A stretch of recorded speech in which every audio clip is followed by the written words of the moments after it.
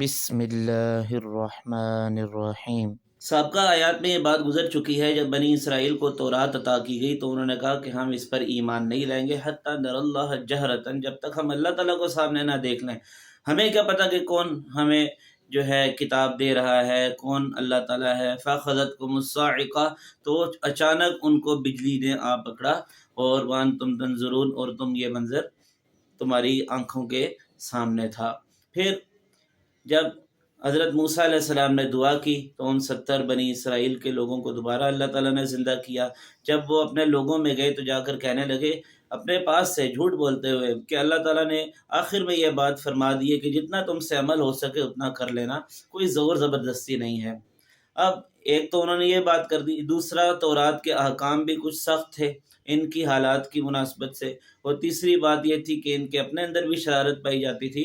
تو انہوں نے کہا کہ بھائی ہم سے جتنا عمل ہو سکے گا ہم کریں گے، جو نہیں ہوگا وہ ہم نہیں کریں گے۔ تو تب اللہ تعالیٰ نے کوہ طور کا ایک ٹکڑا ان کے سروں پہ معلق کر دیا کہ اگر تو عمل کرتے ہو تو ٹھیک ہے، ورنہ یہ ٹکڑا تمہارے سروں پر آ کر گرے گا۔ وہی اللہ تعالیٰ بیان فرما رہے ہیں وَإِذْ أَخَذْنَا مِيثَاقَكُمْ، اور یاد کرو جب ہم نے تم سے عہد لیا تھا۔ عہد کیا تھا کہ تم تورات پہ عمل کرو گے، اللہ تعالیٰ کے حکامات کی بجا آوری کرو گے۔ وَرَفَعْنَا فَوْقَكُمُ الطُّورَ، اور عہد چکنے کی وجہ سے ہم نے تمہارے اوپر طور کو بلند کر دیا تھا، یعنی کوہ طور کا ایک ٹکڑا ان کے سروں کے اوپر معلق ہو گیا تھا۔ خُذُوا مَا آتَيْنَاكُمْ بِقُوَّةٍ، جو ہم نے تمہیں آیات دی ہیں، جو کتاب دی ہے، اس کو قوت کے ساتھ پکڑ لو، یعنی اس پر عمل کرو۔ وَاذْكُرُوا مَا فِيهِ، اور جو کچھ اللہ تعالیٰ نے اس میں ذکر کیا ہے اس کو یاد رکھو۔ لَعَلَّكُمْ تَتَّقُونَ، تاکہ تم پرہیزگار بن جاؤ۔ ثُمَّ تَوَلَّيْتُم مِّن بَعْدِ ذَلِكَ، پھر تم اس کے بعد پلٹ گئے۔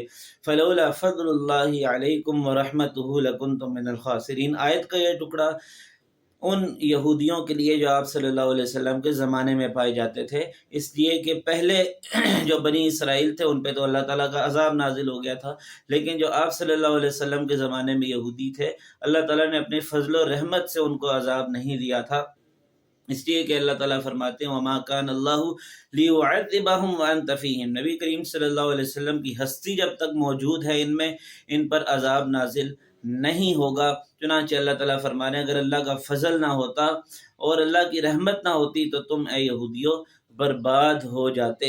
لیکن یہ وہ رحمت ہے جو کافر اور مومن سب کے لیے عام ہے، یعنی اللہ تعالیٰ نے سب کو دنیا میں رہنے کا حق دیا ہوا ہے، لیکن روز قیامت اللہ تعالیٰ کی رحمت صرف اہل ایمان کے ساتھ خاص ہوگی۔ اللہ تعالیٰ سے دعا ہے کہ وہ ہمیں دنیا اور آخرت میں اپنی رحمت سے نواز دے اور اپنے غضب سے ہماری حفاظت فرمائے۔